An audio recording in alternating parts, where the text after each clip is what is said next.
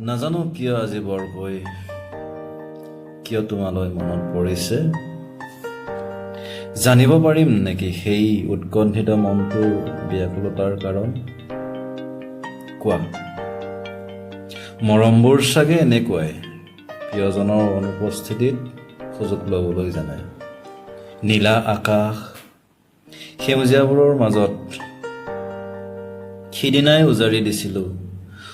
দিছিলোঁ অফুৰন্ত ভাল পোৱা